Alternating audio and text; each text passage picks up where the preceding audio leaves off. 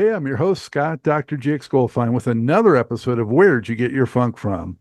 Today, I'm pleased to welcome keyboardist and composer Kevin Nance. Among the artists he has worked with are Norman Connors, Natalie Cole, Machine, Ashford and Simpson, Afrika Bambaatta, Creole the Coconuts, Shannon, Lionel Ritchie, and the BB&Q Band. I'm told he has also collaborated with Spike Lee, Jimmy Fallon, and Jane Fonda. We hope to get to the bottom of all of that. Kevin, thank you for being here. How are you, man? God bless you, man. I'm good. I'm actually good, Through it all, in spite of it all, I'm loving it and I'm good. I'm glad that my man, want to give a shout out to Pee Wee Paris Ford. Pee Wee, don't get mad at me. I said it, that slipped out. But Paris Ford, he's just the greatest bass player ever. And I loved him with BBQ. He almost single-handedly put together the tour until he got, unfortunately, a little ill. But he's just the best, and he's responsible for me even knowing you. I've seen the site, but never knew that you would, be interested in me. But Paris he pushes, and I love it. He would be a great manager as well as a bass player. Yeah, I can And tell he's got some tenacity about him. yeah, man. I mean, I'm excited about him. And now to see your work and stuff like that is really interesting. It's really interesting, Scott. Good job, man. Well, I appreciate that, Kevin. I appreciate you making the time to connect with me. And again, also thanks for me to Paris. I appreciate that. So Yeah. let's dive in with the first question that I always ask for this particular show, and that is the title, which is where did you get your funk from? So it's got two sides to it, Kevin. One is, when were you first exposed to funk? When did you first feel it and understand it? And then how has it affected your life and your musical direction? Oh my goodness. Funk, everything to me. As they used to say on Saturday Night Live, I think it was Gary Montes, he would say, baseball been very good to me. Funk been very good to me. I love it. And I'll tell you exactly where I got it from. Initially, James Brown, but I didn't know it. My sister used to play, she was about 6 years, 7 years older than me. James Brown records in her room, and I would scream to my mother, "Ma, Cookie's in there playing rooms with this guy screaming all the time. I can't take it. I'm trying to do homework." Little did I know I would be doing James Brown concerts at festivals later as little James Brown. I learned how to do the James Brown. And all through junior high school, I would do the James Brown. He was one, but I didn't know the funk. I just know I liked him dancing. But here it is. He just passed away at age 82. Sly. Anyone who knows me from day one that I ever picked up an instrument, when I saw Sly, who was turned, he's just everything. He was just everything to me. Political, music, the funk. I mean, that was real funk, man. They just used to just play. I mean, it's different than the Meters, which was funky, but that was calculating. The Barcades, all these groups, man, that hit funk. I mean, there's so many, but Sly, and this is not a cliche. I love Sly. Anyone would say I was a Sly. Don't have idols. He was like my idol. Back then, I had Sly tribute bands. We dressed like Sly. We all wear wigs. If you see the clip of Natalie Cole, 1975 Midnight Special, that's Natalie Cole, 1975 Midnight Special. You'll see me there on the organ. And that was an homage. Our band was called Trance, the Nance Trance. And man, Sly, man, I miss Sly. He was just everything. He was the reason I wanted to write political songs. He's one of the reasons I wanted to play organ, besides the guys from Three Dog Night. But anyway, to answer your first question, I'm sorry, I go on. But James Brown and Sly, there was always the Meters, the Barcades, the group, Dyke and the Blazers with that organ. Every town I go, din, din, din, din, din. I mean, it was just great, man. Kool and the Gang was funky. They were a little commercial funk, but if you dug deep, they were funky. They were funky. But guys that just played raw funk, Johnny Guitar Watson, I mean, Shuggy Otis. I mean, come on, man. And of course, Prince, but that's latter day. He did his homework so well to mesh with the talent he was born with. And then I think I'm pretty funky. Video Baby, Earons put out some songs that were funky, a little out of pocket. We prefer them to sell a lot more, but they were funky, man. So Right that's it. on. Slide. Sorry. If I'm too long-winded, just press the beat button or something like that. I But may, funk I makes may, I don't mean to cut you off if I do, but if I do, I'm trying to get, you know, okay, I'm sorry. yeah, no worries. Um, So thank you for that. And did you ever meet Sly? Yes. Um, it was weird. I met Larry a lot more because after when Grand Central Station, he used to play at colleges, and we by then we could just get in free. But never to talk to him. But the closest I got, he was in one of his shenanigans or whatever it was. We was outside the club, and me and my buddies, a couple of buddies, I won't mention the name, but we always had ruses to get backstage, whether it's walking with an attaché case, whatever it was. It's funny. And we actually got on the bus, and he was just sitting there, man. And I just like froze up, like, "Hi, I love you," before they said, "Hey, y'all got to get off the bus. Who are you?" And then we went back into the show and saw him. But but but to meet him, yeah, I always wanted to meet him. I always wanted to really, really meet him. I just really did, but I never Yeah. did. How old were you when you snuck on the bus? Oh wow, shoot, we were 20s, late 20s, but we had it down. We got into Chicago because so I can't mention the other two, my little cohorts, my little college and high school cohorts, but Chicago show, Jackson 5 shows, oh, just whatever. Well, since I played with Golden Earring, they came to town. We was able to get back there, just name dropping and stuff like that. Jimmy Iovine, knowing him, still want to call him one day before we both get too old and let him hear my new projects. But you know, but I was about that age. We were in our 20s, 20s, late Gotcha. 30s. We had a band. Gotcha. So what initially drove you to keyboards and, when did you realize, hey, I'm going to pursue this music thing? Okay. Uh by after I doing my little, James Brown shows that I can dance to James Brown, stuff like that. It's old hat now, everybody can do it. But about 13, 14, but I would always beat on the piano. My brother played piano, my sister played piano, but they studied that. I would always see their music around. Didn't impress me. My parents had a friend, I just remember a guy named Johnny. He would come over, he would play like boogie woogie. It was different than that stuff my brother and sister were playing, that quote unquote classical. Ding, ding, ding, ding. That never interested me. I'd just be in my room. They were both a lot older than me. But when Johnny came over, I would want to go and see Johnny play the piano because he was playing rock and roll, what I now know to be boogie woogie. Gunga gunga gunga gunga. I mean, he was this guy Johnny. In retrospect, to me, I think he was pretty good. But anyway, that led me to it. There was music all around the family. There was music all around the house. My mother signed me up for piano lessons, and I liked it. I liked it, and I really did kind of like it. But I always wanted to write songs. Every time I would sit down, I just saw myself in this big arena with everybody cheering and clapping for me. And I liked piano because you could do everything on it. You could do the bass line, pads, whatever. It was like this great orchestration, and I loved it before I found out about keyboards. Oh my God. That you could actually press something and make strings come out of that, I would cry. That you could practice something and bend a note because they never give keyboard players solos. And if they solo, it's a keyboard solo. The guys who are getting the most emotion, as far as I'm concerned, were the guitarists and the horn players because they could bend notes. So organ was the closest thing to that because you could Isaac Hayes, the guys from Three Dog Night, the guys from Vanilla Fudge. I mean, these guys would take that organ and make it talk. The guy from Steppenwolf, they just would make me cry. Greg Errico from Santana with the slides and all that. I said, wow, it's not that stupid piano where you just got to go up and down. Not stupid. But I mean, piano is more of a technique thing. If you have a brilliant technique, you can do it. But anyway, that's what got me into keyboards. And then when I got my first Moog and was able to bend notes and oh man, I just fell in love with it. I really did. I really did. Even now I have a problem with the electronica a little bit because I was never into bleeps and blaps. When I first had to learn bleeps and blaps, it was trying to get this Moog synthesizer that I had just bought to work. So you're putting in your waves and all you're getting bleeps and blaps. So that triggers me. I wanted to get a sound. So I would like sound. I just love the fact that the next band may have three keyboard players.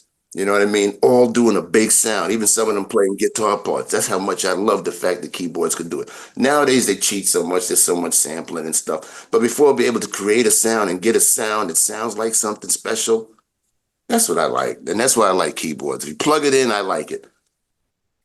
Gotcha. So, Kevin, what was your first really noteworthy break, whether it was, on stage or in studio? Easy. Go to that clip. I was coming from we had a band. We had been a local band, you know what I mean? And I had even known about Machine. Jay and I were kind of like rivals. That's why we at one point we would actually go see Prince. We were really literally like Prince and Morris Day and them. I mean, best bands. Just ask anyone in Brooklyn, Paris, will tell you and so a lot of people came out of that and had success out of that back in those days. But we would do Battle of the Bands. So we had the band, and the band was called Trans, the Nance Trans. And to make a long story short, I was selling tunes, trying to get the band a deal up at Buddha Records. We ran into a guy named Aki Leong, who managed us. He liked us. He even got my two tracks for Norman Connors on his album. And he said, "Hey, there's this lady looking for a group. Her name is Natalie Cole." Now, of course, my parents had known about Nat Cole, but I know about Natalie Cole. Make a long story short, we played for the Seafood Playhouse, which would be 50 years ago, July 15th, 1975. So this is very apropos. Natalie, I love you. Rest in peace. She hired the band. That was the big break. That's why you got to see this clip. I'm going to hound you. I'm going to send it to you. It's on the old Midnight Special show, you know, with what's his name? The Wild Wolfman Man. Jack, yeah. Man, I loved it. And that was really the big break. I got it. We were a good amateur band. You know, we were like the grunge bands, just playing what we felt. You couldn't tell us it wasn't greatest music ever. We didn't have a guitar. I loved Todd Rundgren. I loved Emerson, Lake and Palmer. I loved a lot of groups that didn't have guitars, so we didn't have a guitar, and we would fall on the floor. We was Hendrix, our bass player, said to get the bass. His name was Anthony Ford. Paris knows him. Anyway, and the big break came with her, and that's when we got out there, and I saw that it takes more than jumping around. You actually got to know how to play. And we was in the studio, and I saw her in the studio. But before her, I had been out with the Commodores. I had been out. I had written the songs for Norman Connors, and our band was playing. We were doing some shows. We did a show in the Apollo with John Lennon, but it was all local stuff, local stuff. But when we first got out there touring, me and the drummer, who was my right hand man, I hope I was his right hand man, and we would just sit there and say, "Damn, we made it. This is it." And then other things happened. So Kevin, did you play with Natalie Cole only on that show, or you did some other shows too? No, we were on tour. Not only that, we were engaged. I was engaged for. If it was now, it would be all over TMZ. It was hot. It was big. That was my girl. So that really helped the band a lot. But yeah, so just to set the stage for everybody, this is when her first album was out, Inseparable, right? Yeah. Yes, yeah. And This Will Be was her huge hit, and of course the title track, and she was America's sweetheart basically at that point. I'm telling you, man. I mean, our parents, my relatives, and everyone, as far as they were concerned, I had arrived. I was like Jay-Z. I mean, this is, I mean, my parents didn't forget how to, they know Nat King Cole, and I'm with his daughter, and we're getting married at a church in Brooklyn. Rest is history. But so what can you tell? What can you tell us about what Natalie was like as a woman, as a performer?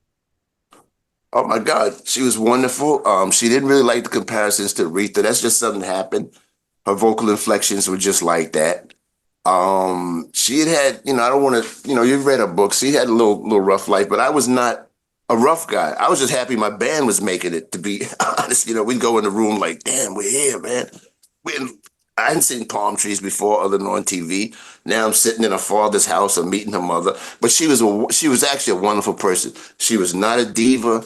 She could be a diva if you wanted to make her a diva, but she was fair to the band. She just liked to sing, man. She really just liked to sing. And it's probably my fault because I didn't want to be Mr. Cole. I wanted to come back and make it myself, the old, like old HBO movie or something like that, Hallmark. But she was really cool. And without trying to get too personal, I would just say she was, and I don't want to just give platitudes, she was wonderful. She was wonderful. Now, did you also perform or record with Norman Connors, or just provided songs? I just provided the songs, jammed up at his club. He had the club up in Bronx there, and he would sit in once or twice. But no, I didn't go on the road with them. But we'd always run into each other, and we'd run into each other when I was out with Natalie. You know what I mean? All in LA. Kevin, what you got for me? And I wish I had submitted this tune. That would have been on You Are My Starship, which was the big one. Mine was on the flip side of the one right before that, the Valentine Love. That was the buildup. It's called a Kia. And that was named after Aki, the manager. And it's subsequently after my daughter, whose name is Kiana. Okay. So between Natalie Cole and I have Golden Earring listed here, which I want to ask you about. What else transpired in that mid 70s period for you? Okay. Golden Earring happened. We were Sheen was recording, we had got the deal, and this is gonna be funny. We were in the record plant. Okay. A guy sitting across from us had a scarf on. He was waiting for his session to start. His name happened to be Bruce Springsteen. Little did we know. We were just guys from Brooklyn, man. Like, we're happy, you know. Because I loved him, and he's to be loved, but he wasn't like my favorite kind of rock artist. You know, he was a little too folksy. I like Blaze and cats that's gonna take Blaze, man. You got to Blaze, Queen, Brian May. Come on, play me a solo, play something, you know. But anyway, and Golden Earring was in the studio recording with Shelly Yackis, an old producer you may know. Guess who the engineer was? I hope he doesn't hate me for this. Going to get sodas and lunch and wiring the place. Jimmy Iovine. Jimmy Iovine. And he had heard me playing with Machine. We were in there goofing off. And because Bruce was going to use Studio C or something like that. It was just overdubbed. So we actually had Studio A. And he heard me. And Golden Earring was whispering to him. And he came out and he asked our manager, could the keyboard player, would he mind doing a session with these guys? And they had the ham in there, and I went in, I played. I don't even remember the record, but it's about 2-3 records. And eventually they did hit me off a little something, but that wasn't, my mind was so blown because I did know Radar Love. And they were just the sweetest guys, man. And it was just meant to me. They gave me this t-shirt. We took a great picture. And that always meant so much to me. What meant most to me is Jimmy Iovine sent me a handwritten letter on record plant letters, you know, material, thanking me. And for the life of me, I can't find it. Because one day I want to say, Jimmy, I got some new stuff, man. I know you're not really, might not be in the game that much, but point me in a direction. Remember me? And I swear, I believe he'll remember it. I know, because that day, they were like panicking. And he just came out, hey, man, you play keyboards, come in and do this. And that was Jimmy Iovine. I say it all the time, but he was so sweet. He wrote a letter of thanks. That's probably cool. Great That's, as he. Let me ask you this. How did you adjust your playing for, you know, that rock and roll versus the R&B? No, it was easy. Like the names I rattled off. My group always, we would play rock. My originals. See, we were the only local band that would do weddings and stuff and play all originals. Our thing was rock. It might be funky, but we didn't know any of the funk bands. It's like, say you want to hire a band for the prom or something, then you go get them. If you want a band that's going to put on a show and play originals that'll still make people dance, and that's what we did. So I was into that. I used to put distortion on my little farfisa because I loved the way I forget Goldie used to do it when ding ding ding ding ding ding ding ding ding ding. You ever hear that organ?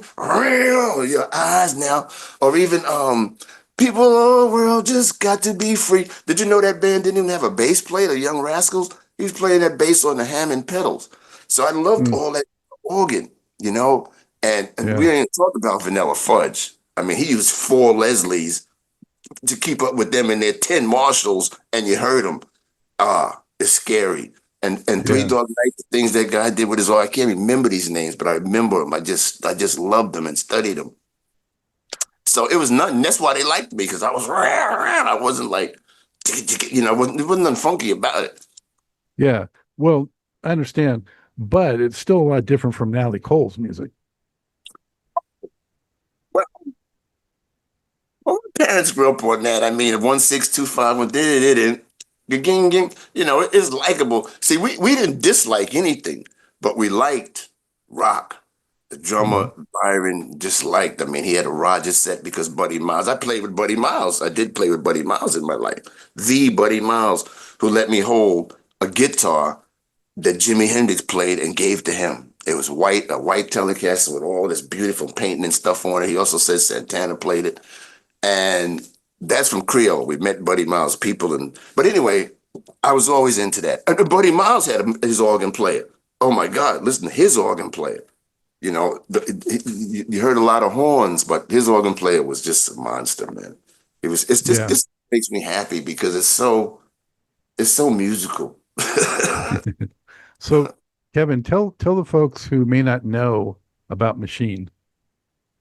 Okay, Machine was actually is Jay's still doing some shows. I mean, started by a young guy in the neighborhood that we used to, my band Trance, the Nance Trance used to battle the band called the Soul Machine. So, like other bands, if it was just made more sense to cut off the Soul Machine, why alienate yourself and just Machine? Um, and it started, and we played, and we competed, and I quit the band, joined the band, started my own band, quit my own band to go back to Machine because they were getting all the shows, and I want to see how they were getting it. It was sort of like espionage, neighborhood espionage, and I learned so much from them that we were getting the same shows they had, and that's when we met Nat. But the band was actually called, but they did none of them wrote. I didn't know what they thought they were going to do by playing Kool and the Gang songs, and now as I preach to everyone, to stop with the Kool and the Gang songs and stop wanting to be the J5. Jay, and I'll tell him if he listens, you're still a mean left-handed guitar player. You could have been Prince before Prince. Well, of course not. Prince is an anomaly. But but it said he wants, forget the tie. They already have the Jackson 5. They already have the Silvers. They already have all of that. We could have been the Pep Boys, the Bus Boys before the Bus Boys. 70s, wear a thin tie. Let's get an image that's going to cross us over. Because we were one of the first live bands to play at the garage. Before us, they only had track dates, but we brought out rigs. I mean, we had stuff because we fancied ourselves a rock band. The album may belie it, but listen to a song called Number Player, and that was written by Jay, and August Darnell helped with that too. But with Machine, it was Machine. And I just would spend all the time writing. I said, okay, this is the vehicle. We can't go in front of a record company and play covers. Let's write something. And what I wrote, if you noticed, if some of it was pretty much, not enough Sly. And that's really it, Machine. And Machine had been around for in the neighborhood. But that's it. It was not a big. I give Jay credit for believing in Machine and sticking with it till I guess he figures a fruition. And but they needed songs. It was a good group. First we had Jocelyn Brown. I don't know, One Guy Too Late, right? I was just no, not One Guy Too Late. There are her records. Well, she had one big hit I know, but I can't think of the title. Yeah, the guy. But anyway, she was the original singer on there before the grace of God, not Claire. But there was some inter band friction, and so Claire had to come in and replace her, and so that's what happened. Claire had more maybe a kind of a disco voice, that light, airy. Jocelyn was more soulful. But that's it. I can't even expound on too much. The Machine. We auditioned for the deal. I presented songs for the deal. Then we got the deal, and it was really cool. And she had Jocelyn Brown had the hit "Somebody Else's Guy" later on in the '80s. Yeah, it was something with a guy, and Josh was great. Josh was fabulous, man. She also sang a song I wrote on the tune called "Mr. Destiny," and no one's been able to do it like that. But our manager was Joe Greenberg from Machine. He was instrumental. He knew a lot of people, and if that name rings a bell, he used to manage Alice Cooper. So this was his foray into disco and sort of soul because he's from the rock. So he was instrumental. He was good. It was him and his partners, Al and Michael. And I can never disparage those guys, despite it didn't end up the greatest way in the world. But they believed in the band. It was just the old way it went. You give a tape, they come to see you. They know some people. The people come to see you. They hear you. They like you. You have a meeting. You come to see him again. And next they say, let's talk. And that's just, it's so far removed from the way it is these days. Now, Kevin, so you wrote a lot of songs. What was your general process like for composing? Okay. Usually, unfortunately, I didn't want to do that. I start with a beat, you know, and that's why I saw one of the songs I'm working on now. I got better things to do to make Negroes dance because you always had to come up with a beat first, if you're playing R&B. And even though I like funk, it was kind of limiting. I wish I had just wrote more the chords, but then again, I will write out the chords and stuff like that first, and then put a beat to it, and then just step because especially if I'm doing it by myself, do the bass, a couple of pads, some lines, and just try to find the right sound. Sometimes I feel I don't take enough time to find the right sounds. And then I just like stuff I could solo over, man. That's why I practice on to be a good soloist on top of stuff. But that's the process, man. Now it's so different. Now it's so different. I'm doing patterns, you know. But I did about 12 songs before I really just feel like this is not the way to do it anymore. Where I would actually play the whole drum from beginning to end, just I had the whole thing. If I mess up, stop, do it again. I'm like, okay, Kevin, I don't think this is the way to do it anymore. You know, but I love that pattern, and it's fun, and it's just fun, just discovering stuff, seeing if your stuff makes sense, and see if you think someone else will like it. And what can you do to make somebody else like it? I've had enough albums, like you say, written enough songs that we should be sitting by my pool somewhere in Beverly Hills. But I got to write the right one, write some more of the right ones. And I believe that it's about time now. I just do. How did you meet August Darnell? Okay, I'll tell you the truth. Kid We Creole, always, for those who don't know. yeah, we always knew about them because they were on RCA, and we always admired them. I did. I love George Clinton. I love Prince. I love Sly. Anyone that has an image, you see. And I would ask always, how do you keep up that image? A persona, yeah. Yes, he would say, image keeps me up. I mean, we could be out at the beach in Dominican Republic. He's gonna come out with that '40s garb with the socks and the garter belt and on the freaking sand with two-tone shoes and the hat and just looking as cool as could be. He's a wonderful genius. Um, but I was letting a friend of mine, lady friend of mine, um, hear. We was no, she hadn't heard the Dr. Buzzard's album, the really first one with Shay La Femme. But at the same time, I was talking to her saying, I wrote this song, man. What do you think? I just need some lyrics to it. I mean, I think it's cool, man. And she said, you should let this guy who did that group produce that. And I never dawned on me. Eventually, we had a relationship because she's really smart. But I went to RCA and they seemed to like the idea too. So August came down. They rented the studio. We just played. We played a bunch of songs. I didn't even have Grace Cigar at the time. But as he went on to later say, they were talented and they were crazy.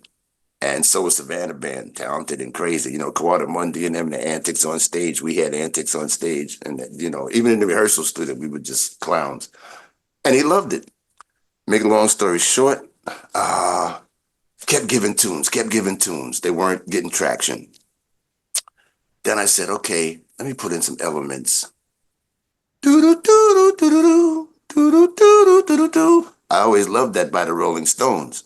That works with Miss you. Yeah. okay. Bobby Womack. Daylight, gonna catch me up again. All this kind of stuff. And I said, because I like that Larry bass, boom, boom, boom. But I didn't like that kind of wimpy, fly, Robin, fly, boom, boom, boom, boom. You got to hit that, you know what I mean? They got it now on a commercial. I'm the champion. I'm the champion. Have you heard that little commercial? But anyway, where the bass is double, they call it double stops. And so, and I wanted to be not even a pop record. I wanted to be fusion at the time. I wanted to play like McCoy Tyner and Chick Corea and them. So I put that all together and I did changes I never did before. Took it to him. He loved it. RCA liked it. Then he came with this big book. I mean, this thing had to be about 6 inches big. And he said, I got the song. I got the lyric. Because I had written some stupid lyrics like love, just love stuff, da, da, da. I saw that lyric there before the grace of God go on. No blacks, no Jews, no gays. After I got up off the floor, I said, whatever the rest of it says, let's go. Because I'm in the politics. Use your word, use your music for a voice. That's what Sly did. That's what the greats do. Even Springsteen, no matter what, use your music for a freaking voice. There's enough love songs and songs about whatever. But anyway, and that just set it all for me. And we were very cool. I was just so proud, and it just worked. It just worked. But that's how I met August. Again, just like it goes storybook. The big shots come down and hear you. The big shots like you. The big shots do something. And, so, and it was the same way with Chris Blackwell with Island Records and the Earons, you know. So did you ever get to perform at all with Kid Creole, or just Oh yeah, I was with him almost 16 years. Oh well, hell. Yeah, I'll tell you, that was like one of the greatest times in my life. Been all over the world 2-3 times. Saw his daughters when they were 3 in the studio running around. To now they're big, grown, beautiful women. I love that guy. I mean, and he really is, to me, lyrically, Hammerstein, Rogers Hammerstein, Irving Berlin, they really don't have a lot on him. They really don't. His music is so personal that it could spread out like Bernie Taupin. But if I can get him to be my Bernie Taupin and tone it down some, you know. But he writes a lot about his very own personal experience. But yeah. But I played him 16 years. We played Montreux Jazz Festival with George Clinton. I mean, we played with everybody. And plus, he was the kind of band that played. It wasn't just in the arena, out the arena, in the club, out the club. I mean, we were doing fashion shows for people in the French chalets and all this kind of stuff, for champagne companies, and for the guy that got the assassinated, the designer. Was it not Versace? Was it one of them? I mean, August did all of it. He was the doll of that set. We did Madonna's wedding. It is, you know, all these big conventions. You know, he was just a great man. So what year was that through about, would you say? Okay, that was from 89 until about 2009. And by then there was a freak accident where my passport didn't come back in time. They had to go do the tour. And by that time he was starting to wind down anyway. The shows weren't as much or as many. So it was a lot to keep flying 14 people back and forth to Europe, because that's where we played a lot, most of the shows, really. And so all along, he would pick off musicians or horn players from overseas. But then eventually, he just taking people to just pick up where he didn't even have a nucleus. He would always have either me, Bongo. He would always have Bongo Eddie. That's his right-hand man. Yeah. So you got with him, I think, probably very close to the time when he did that. Prince gave him a song. Yeah. The sex of it. Yeah. The thrill, the sex of it. Yeah. And Prince was always showing up at the shows, you know. And well, Prince he influenced him. Prince's exactly. look during like Under the Cherry Moon and Parade, yes. I think was very much influenced by Kid Creole. Yeah, very much from the scarf and everything. And in a way, he never really denounced it. We were at what's that, blues, the club, the blues joint. Anyway, Hard Rock Cafe, House of Blues, House of Blues. Yeah. And we look up. Prince is over in the corner on the side. He might just give a thumbs up or do something like that, and then I leave a message for the dressing room or something like that. Yeah. But Prince was influenced by a lot of people. He did his homework, man. He couched his talent well. I mean, Little Richard also. Let's not. Oh yeah, and Sly, of course, who we already mentioned. Did you know Michael Anthony Jones, who played with Kid Creole? Yeah, guitar. Yeah. He's been on the show. Yeah, man. Prince loved him. Prince took him to Paisley Park. He let him into his club because he was a really he was into Prince like I was into Sly. I mean, and respected that, and he would invite like serious fans to come out and jam. But Michael, he was bad. I mean, we were real good. I think he stayed over in Denmark with Creole. He still does some shows with Creole. He still does. He had mentioned though that August is a little bit lukewarm about Prince. I don't know why. I don't know how that agreement went with their thing. August liked funk, and he had his version of funk. And I'm gonna leave it there. So I I don't think know. what I I don't know. got from it was that he felt that he was at a level of Prince and should have probably gotten as much recognition and acclaim as Prince. No, no. I love August. Come on, man. Come on. Are you kidding me? I mean, but even if you just strip all the commerciality out of it, the suits, the outfits from both of them, and just have one guy come out on stage and sing and play and dance and play everything and produce it. I mean, come on. No, August would have no reason on this earth to be slighted. First of all, he shouldn't have to because he's a genius in his own right. If he's mad, he didn't make it as much as it's like, there's some football players that don't make as much as the quarterback. What are you going to do? Yeah. But no, and I love August. I tell him to his face, you got to be kidding me. Come on, man. All right. So was there any single performance that just really like just is unforgettable? Like whether it was because of the crowd or maybe something happened around it or With maybe Creole, yeah. okay. Yes, there was one. We were in Vegas and I was a little annoyed and I didn't really want to stop. And I just took I put on an electric guitar sound and just took this blaring Ted Nugent. Well, I don't like him anymore, but just a blaring solo. And August and everybody was like looking like I was crazy. The horn players would turn around. I just went for it. When I finally came out of whatever I was into, people were standing up saying, "Oh my God, I never heard nothing like that." And even August came and said, "You do that again, I'll fire you." But that shit was serious. I mean, where'd that come from? I just felt it. And there was another one in Japan where we were sounding so good. And they had this long walkway, and I had my shirt off. It was like 90 degrees inside with air conditioning.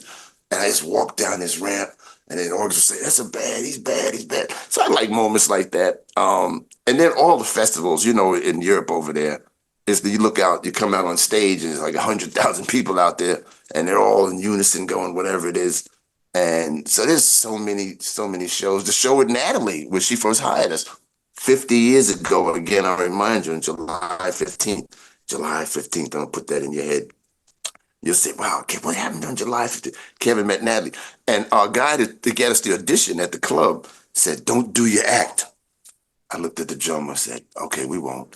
Man, we did our act. We kicked over tables, stood up on the tables with our instruments with the keyboards, and just the people were going berserk because they never saw it. It was a dinner club. And and now the people from from Capitol, besides they were trying not to get hit by dishes or anything like that, they loved it, hired us on the spot, on the freaking spot. That I'll never ever forget. It's just like do your thing, man. It may take a little longer. Like I said, I'd rather be sitting at a big mansion, having this interview, but it's cool. I'm gonna continue doing things, but you get better at doing your thing, and then eventually it'll catch. Now, do I think people are going to come out to see me doing the Running Man, or little 18-year-olds going to scream for me? No, but find the right ones, and we can do it. We can do it. So I'm excited. Was there anybody that you toured with nearly as extensive as Kid Creole? Oh, that was the first couple of years. New Edition, that was about a year. Ashford Simpson, everything was about a year. Machine, for some reason, we didn't tour. We had massive equipment. We just didn't tour enough. I know he was number 77 on Billboard. The shows we got were kind of local, but no, Creole was about the bulk of it. He was really the bulk of it. Oh, BB&Q. Oh, yeah. I'm sorry, Paris is going to kill me. That was about 2, 3 good years. Those were great. Well, I clean forgot about those. Man, we had adventures on that. Oh, God. That was a wild bunch, man. Kevin Robinson, you may know, he does the new BB&Q now and stuff. Tell us, Kevin, how you got started with them. With BB&Q? Yeah. Okay. How did that happen? Somebody told me about it. Because Machine was happening, and I was thinking about leaving Machine and putting together Earons. So I'm talking to people. Mike Murphy, he's a funky, Mike Murphy, him and David Frank, and he said, System. Yeah. Yeah, the system. I know this guy, Kevin Petrus, is putting together these bands. He's put together Change, as you know, it had Luther and all Luther's band. I mean, all these great guys, Tinker Barfield, everyone, man. He said, check him out. Go do auditions. So I went there. And matter of fact, I didn't even audition. We talked over the phone. He already liked my credentials. He already knew about Natalie. He already knew about Commodores. Blah, blah, blah, blah, blah. So he said, come down. So I went down and he had Dwayne Perdue, great drummer, Jamal, I think his name was, the guitarist, and of course, Paris. And of course, you had Ike Floyd, one of the greatest the vocalists around. He was the lead singer and all that stuff. And the record was already done, and he's putting together a touring band. So we gelled, and we had a great time. And Skip Anderson, man, Skip Anderson went on to play with Luther for years. Skip was on one, and I knew Nat Adderley he was playing with me when I was playing with Ashford Simpson. Because after Natalie, I got so many gigs that I didn't have to audition for. They're like, who's this young guy? But I was not great, man. I was not great. I was not as good as I was now, but I had a little fire, and I was not great. I was not a great musician. I just wasn't. I had to work hard to learn the songs, but I just loved being on the road, and I think they saw that. But I knew I better hurry up and put out my own stuff. Well, I'm looking at the credits for the BB&Q, the self-titled album from '81, and the only person listed for keyboards is you, but they do have Mauro, Malavasi. yeah, for piano and synth. He's brilliant. He's a guy. He sat over there in Europe and did his homework. He was like K-pop before K-pop. He was like I-pop, Italian pop. They studied R&B, they studied dance, and they put it together and they made it work better than, well, not then, but now better than even the black artists. R&B is being played by K-pop. I'm sorry. This mess that R&B guys are playing now today, man, with their weak ass little drum machine, stuff like that, that ain't having it. Now, K-pop probably uses, you know what I mean? It's just the good songs. Lately, what's his name? Bruno Mars and the drummer did to revive R&B and really do it strong and full. Yeah, I Silk don't know how Sonic. successful it was. Pac, I think the drummer, but yeah, yeah, yeah. So when with the BB&Q, was there any show that jumps out? It sounds like there was. There was a lot of fun. One thing that jumps out for me, they had some kind of blackout one night. This is going to sound crazy. It has nothing to do with the music, but it's hysterical. We couldn't believe it. It's loud because this was live. This was not a track date or anything like that. They did even in little clubs. They did let us play live. That was the fun about it. We load up the acoustic grand and all the heavier shit, and the roadies would do their thing. But where this guy was either drunk or passed out, he was somehow he managed to get up to the front of the stage, and half his body was on the stage and half his body was off the stage, and he was just there the whole show. Now you may say, what the hell does that have to do with music? But it was just really funny. It was because the volume we were playing at, this guy is just out cold. But musically, the shows with the Commodores, we did a lot of shows with Teddy Pendergrass. They were great shows because we had a great lead singer, Ike, and the band was really good. Kevin's good. Paris was good. Um, Dwayne Perdue was good. You know what I mean? Skip. So we had a lot of fun. But I can't really mention a show. We just sort of hit it and quit it and did the best because long we were opening up, because we only had On the Beat, and they let us do 3-4 songs, and that was about it. But we had a good time. Now I went over with BB&Q to England, to France and Europe. Everyone's went somewhere with BB&Q except the lead singer. There's been so many iterations of BB&Q. I had one that traveled. Kevin Robinson has one now that goes out. I think there was one in France just that nobody knew about. And we had some great shows there, but that was actually tracks. We didn't play live. We just do instruments. So we were falling around, rolling around on the ground, ripping up curtains. We get to a next city. They come, the cops bust into the room. Hey, you got to pay for the curtains for the next, things like that. But how much fun can you have if you're doing track dates? The real fun got to come from when you're playing, man. What was the first thing you were associated with that you heard on the radio? That I heard on the radio? Yeah, Wow. where either you were playing on it or you had written it, and you're like, oh, I did get to hear Akia, the Norman Connors song.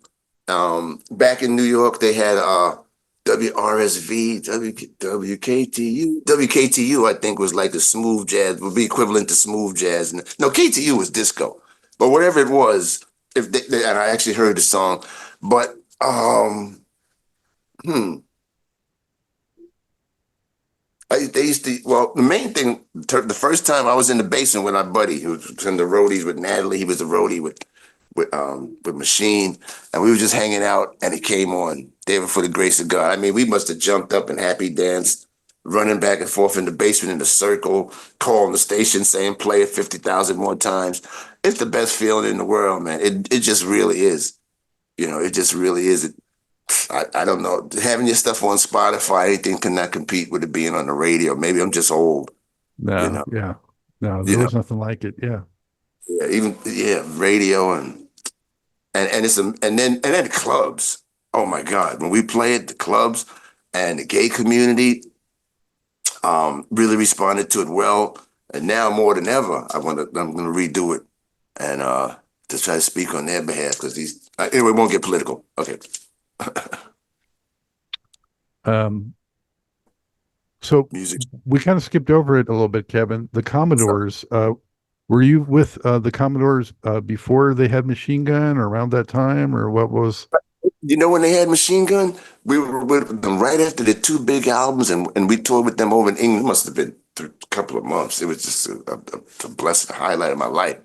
Um, they had just finished with Easy. This was the Okay, Easy. so it was when they were huge. Yeah. I mean, shoot, the band stuff was in a bus, but they each had limos because they brought their wives. So there were like 6 limos behind us traveling the convoy going in, pulling it out of places. They were really big. And then we played army bases where we couldn't even get off the base. There was so, but and every night Lionel would say, Kevin, he has that country accent. Kevin, go check for me. That meant go see if the piano's in tune. And then he do because he used to come up on a riser. We had great shows with them. See, what it was, we had to play maybe one or two of our songs, Machine, but we also backed up a group called 3 Ounces of Love that back then the Commodores were producing for Motown.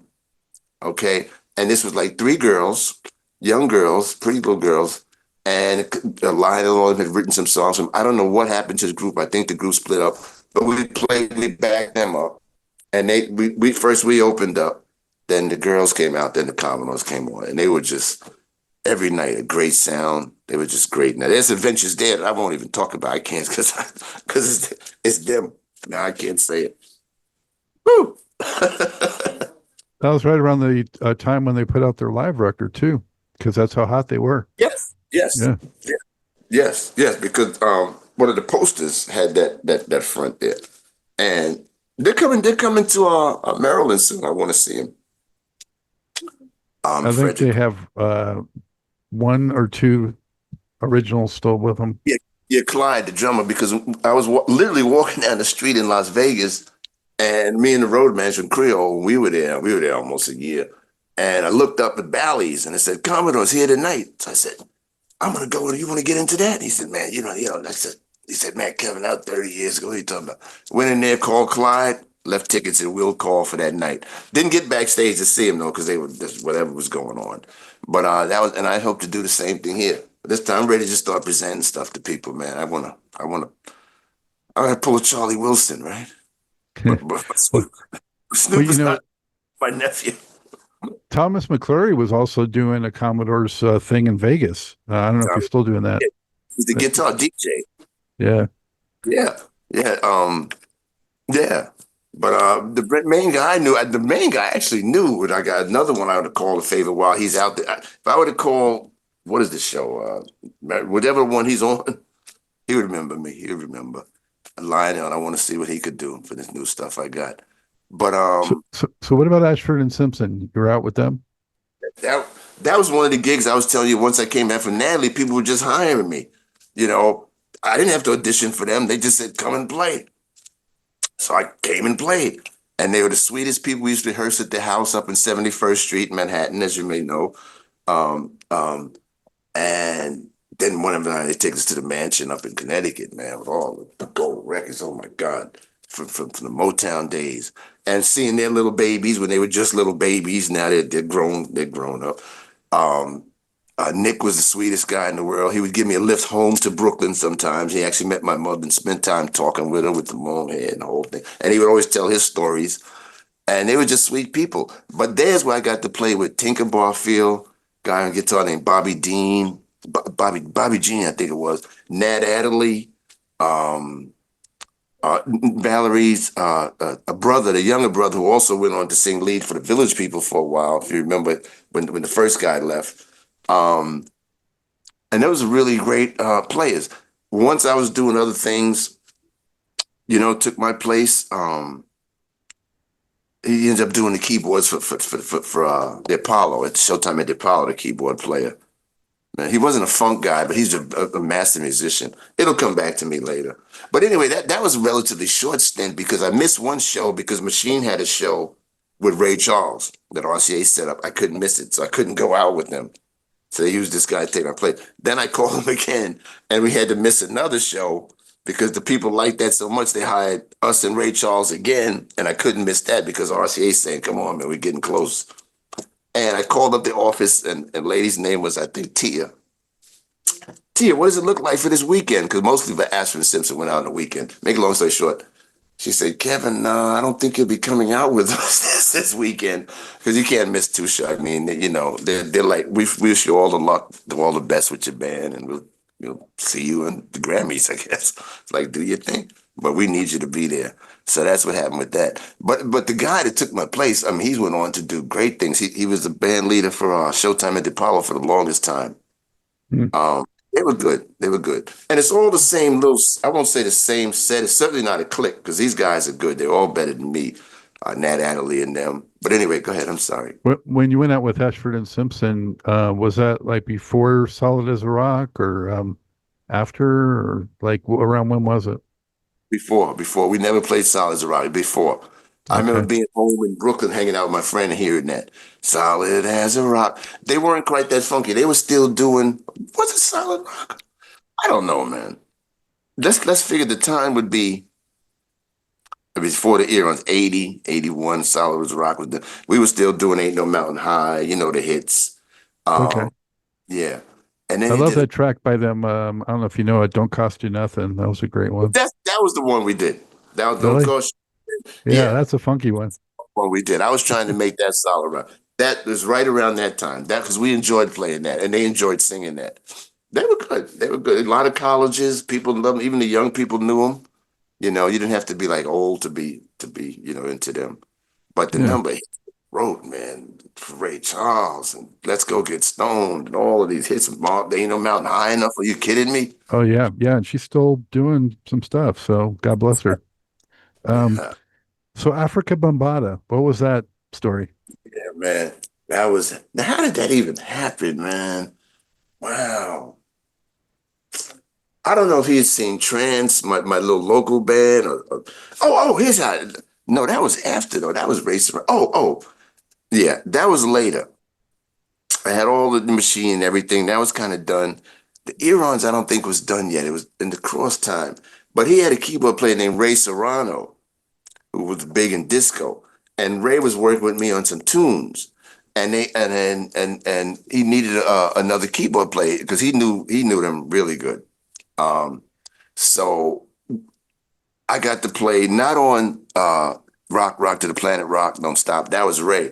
But I did do the Is Is Chillin', the biggest, some of his little projects that he did. These guys, the rappers, and they Computer Love. You have Roger Troutman's Computer Love. There's only one other Computer Love. That other Computer Love is me, and that was put out in the Bambaattas thing.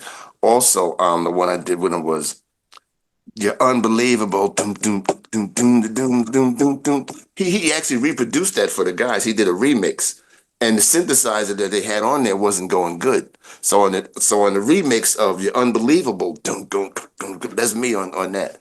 And he always give me props. Kev, he's bad.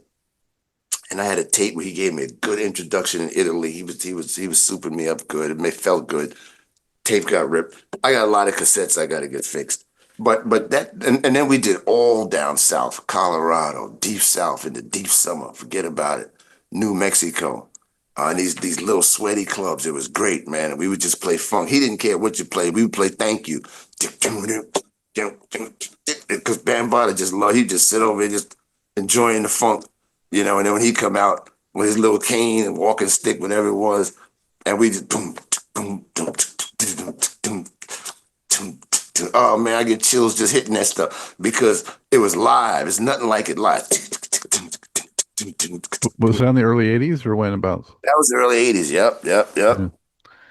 Yeah, so that gave you a little bit of a hip hop connection almost right there. Oh yeah. I ended up doing I did what is this one? The guy that I got a man. I got a man that rapper. I got put on to a couple of his tracks, you know, and they were paying me good for that. I don't know about the credits and all that stuff. I don't know if the records even came out because the rappers they call you for 4 in the afternoon. You might not record till 4 in the morning, and you stay there till 2 in the afternoon. Then they want you back at 4 in the morning, but they took care of you. But yeah, but not enough, not enough. I never met Snoop. I never met Ice Cube. I never met a lot of people I think that I really want to meet and just bow my head to respect with them and say, now listen to this. I know you heard it all. Those are all the West Coast guys right there. You were on the East Coast. The East Coast, I don't know a lot of guys. Aren't they all gone? I actually didn't ask you, Kevin. Where are you today? Right now? Yeah. I'm in Maryland, my crib. Maryland, okay. Yeah. And where are you from originally? New York, Brooklyn. I'm in Brooklyn. Yeah. All right, my family's from Brooklyn too, so. What part? Coney Island and the Bronx. I went to PS 238. Okay, my father was from Coney Island, and my mother was from Brooklyn. Yeah. Edward High School, and then eventually Wingate High School. I love those memories. They just give me chills thinking about it. But yeah, man. My sister too. Yeah. Yeah, and then Baruch College, and that's when I met Nat. When I met Nat, I was in my senior year at Baruch. Well, I was a super senior because this is a little side. But I was coming from an interview at Morgan, JP Morgan. Literally had on the proper attire, gray flannel suit, little briefcase, took it off, went into the club and changed, and never looked back at school after that night when Capitol hired us. My parents went berserk. But I said, I can always go back to school 50 years later. As I say, July 15th. I haven't gone back yet. Once I did stop there, I was in Manhattan. I wanted to see my transcripts. I think I had about equivalent what you need to know today in today's thing to get it. I had about must have been equivalent like after 3 years, almost like 9 credits or something. For so much credits that were transferable because nowadays they don't even use binary cards. Remember to do program computers. But anyway, yeah, that was that. And let me see. What was your connection with Shannon? Oh, that gig. How did I get that gig? Again, the phone rang. Bass player named Rusty that we had met somewhere. She was going out. She was going to Japan. Okay, I didn't play with her domestically, but this was a Japanese tour. But we had a lot of rehearsals and stuff. I went over there and I played Let the Music Play and all her hits, and it was great. She's wonderful. The tour is wonderful. And that's just about that there. I did present her with a song that she loved, but for some reason her manager didn't like it, so she didn't take it. So, c'est la vie. Let's see okay, so I had teased at the intro folks like Spike Lee and Jimmy Fallon, Jane Fonda, and so what's your relationship with some of those people? Spike seems to love the song "David for the Grace of God." He's used it in "Summer of Sam." He's used it in some other project overseas. I see him in an elevator. I tell him I wrote it. He said, well, give me something else, blah, blah, blah. I love that. He really actually knows that. If I was to go to a Knicks game and say, I wrote David for the Grace of God, he likes that. That's my relation with him, that he's used it in his movies, and John Leguizamo has commented on it. So I love that song because I was in Summer of Sam. And then Jimmy Fallon was, remember Jocelyn Brown? Yeah, I was singing about, yeah. She actually sang with a little guy, Leo something. Whenever I call you right now, da-da-da-da-da, show me a fortune away. Leo Sayer. Leo Anyway, Sayers, what I was going to say. It's the only Leo I know. Yeah. yeah, Leo Sayer. And she was doing background, but he was headlining. I mean, he was the performer on Saturday Night Live, so we got to go there.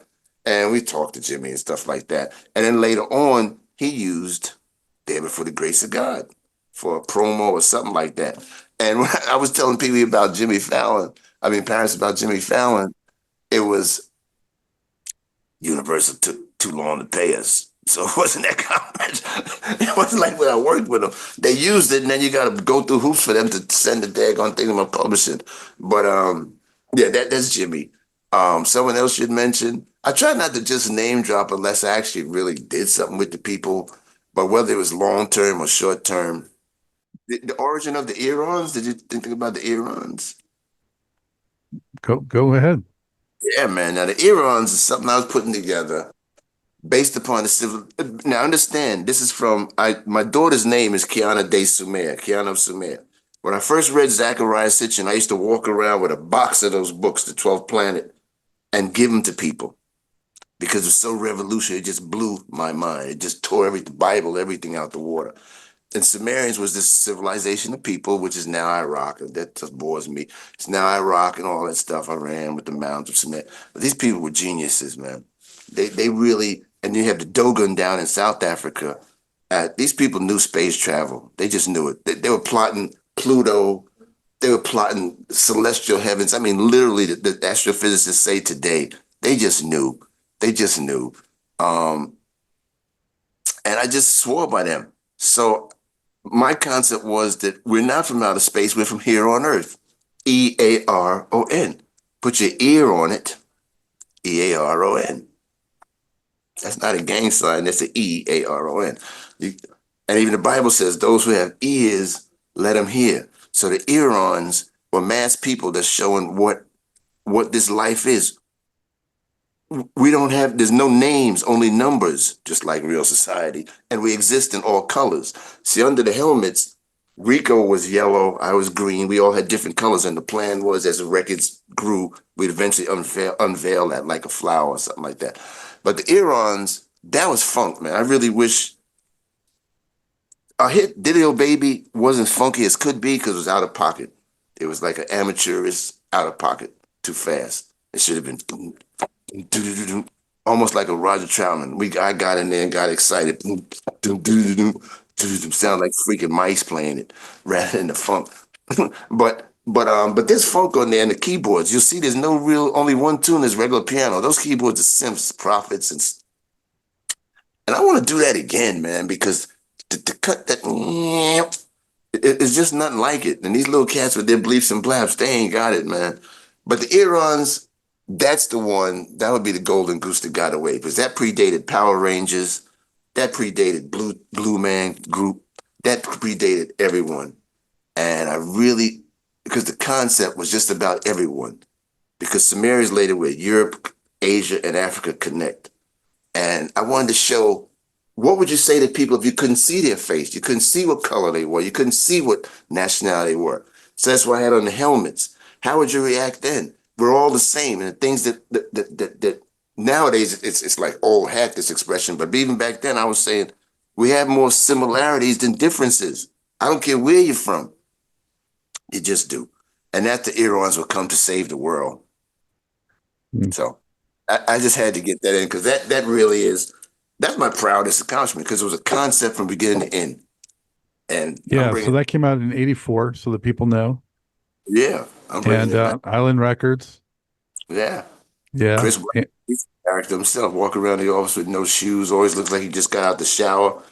It took us down to his complex, his compound down there. It's a big statue of Bob Marley. There's adventures.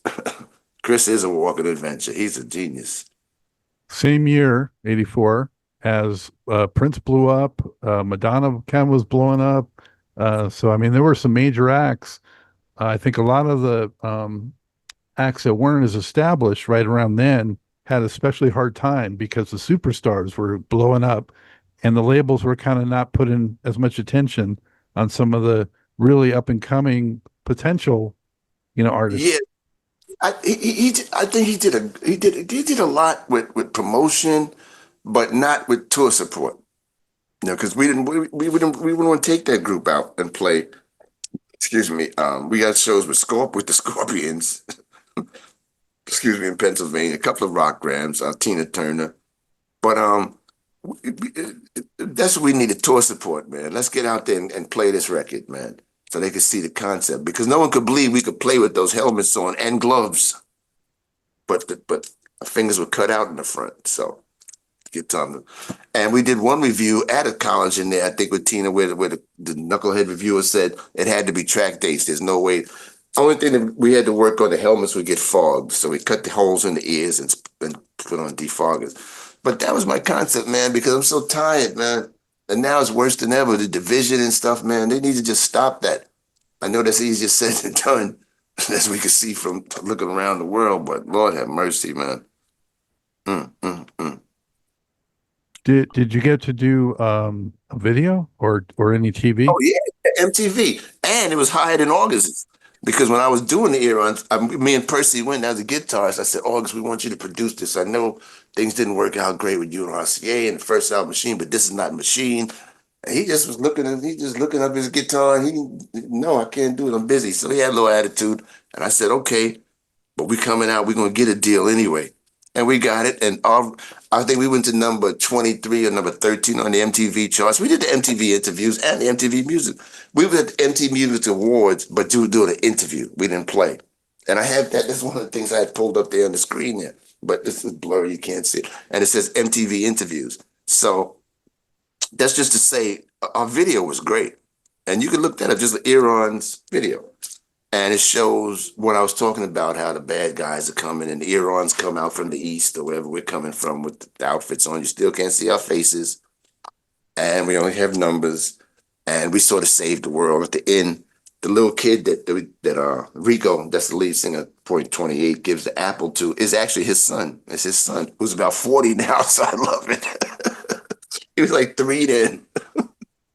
So that's the Earons, man. Check out the Earons video. Natalie Cole, and you'll see the slyness in there. And then listen to it if you can, the Eron album, the first one. Yeah, were you a science fiction fan at all, or?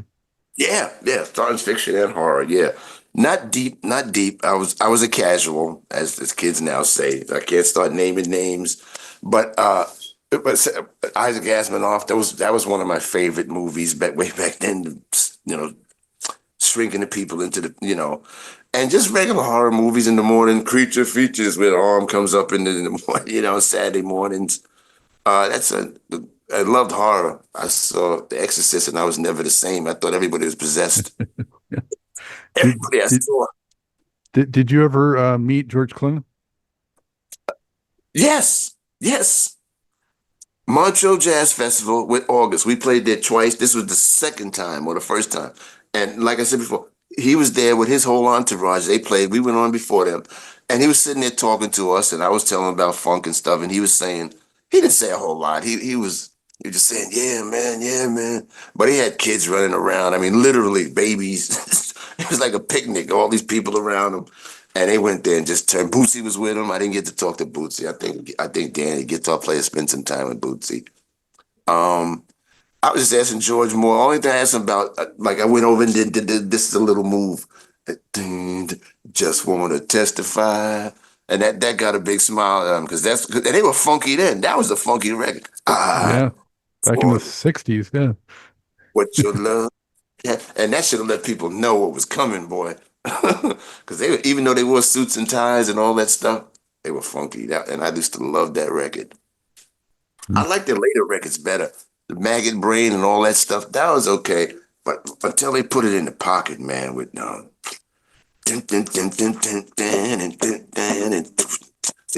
that's a Gap Band, man. Charlie Wilson, I'm so happy for him because those guys are incredibly, outstandingly, stupidly funky. And they know how to make it pop, they know how to make it R&B, but they don't sell out to that wimpy ass shit. That shit is hitting hard. So, Kevin, looking back on your career, when I look at your credits, it looks like you've published like 70 songs or something like that. I don't know how accurate that is, but what would be like maybe two that you're most proud of?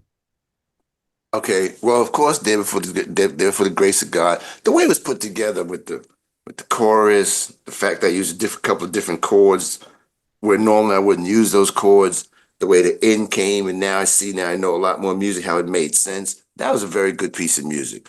Land of Hunger. One thing that Island, Chris Black, he'd always say there's melody all over the place. And I didn't know what he meant, but there's about 6, 7 melodies going on at the same time. And there's a tune on the first Machine album called Mr. Destiny. That is a beautiful tune I want to redo. And all my new stuff. I did like IKEA because I was so proud. I mean, I gotta get associated with jazz. Norman Connor, you kidding me? But I went there to hunt that tune for my band. And Norman Connor's happily walked into the office and said, "What's that? I want that on my record." So I'm there like, I'm just taking any yes for an answer. Okay. So I went back, told the band, well, they said, "Well, did we get the deal? They like it." I said, "Well, they like the song. So it's a good start." And by having that song on his album, we met the manager that eventually turned us on to Natalie, which really got me into, and that was it. What are you up to right now? Share that with us. Right now, I've been last.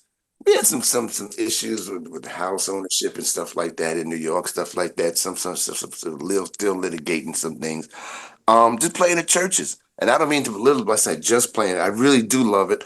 I'd written a book. At one point, I was just going to stop and just do gospel, and I had it really going good. I lost 12 tracks. I got really depressed. I wiped them, didn't have them saved. Well, I literally sat on the couch for about a month, and I just felt really bad. So I've been doing gospel and thinking about writing it, but it's changing so fast and it's getting so wimpy with the worship stuff, the 3-chord Molly stuff. So I might do some of that. But right now, just writing, man. I got tunes that are coming out. Not only the new version of Grace, the cat out here I want to work with named, I won't say his name. The cat in New York I want to work with, won't say his name. And the stuff is going to be hitting. And some is going to be funky. Some is going to be funky. But it's going to be these cats. LA is going to like it. New York is going to like it. I would fancy myself an alternative artist now, these days. I love that category, where, before, as you may know, you take a group like me that lights rock or Mother's Finest or one of them, you take it to the company. Oh, you're not black enough. You're not white enough. Vernon Hill had to go through that, but he always tell me, "Kevin, you like rock, so why every time I see you on your chart, it's an R&B song or a disco song? Play it." And so I say, "Okay, Vernon, this time I'm gonna do it." But it's gonna hit hard, and that's it. Now, songs that I just want to shop, I always prefer writing songs for my own band because that's like the safest way and the quickest way. You start shopping tunes, and unless they give you a big publishing advance, this song can sit for 12 years, somewhere, and then the artist decides to put it out. But that's really what I'm doing now. I bought get ready to curse it. I bought a lot of new equipment, where I could transfer files and stuff, because I was never really like that. But the people in New York are saying, "Kevin, you got to get with it, man. You can't come up here all the time and sit there when someone," because that did happen to me. Someone stole, and I'll say a name, Mariah Carey, you may want to edit that, stole the version of "I'll Be There." I took that to Tommy Mottola, her boyfriend. August did it for me, August Darnell. I said, "August, I don't like this. They stole it." I wanted to sue them. Said, "Well, you can't sue them because you didn't write it. You don't let people know you have an idea to do an arrangement." She had no idea to do that song. That's why she did it live on MTV Live. She didn't even record it because she wanted to do it for it. And I'll let you play it for it. Little girls we produced called PG-13. And I knew that would be the right time for that song being sung by a female. Instead, I had a little girl doing it. I really don't like her for that. I don't like you, Mariah Carey, you probably edit this, for doing that. It's the way showbiz goes, but I don't like you for that. And that's why August doesn't like that creep Tommy Mottola or none of the rest of them, because he stole the arrangement. And it's my bad. Well, August is bad, because I wouldn't have let him hear it. I would just told him I have an idea for something.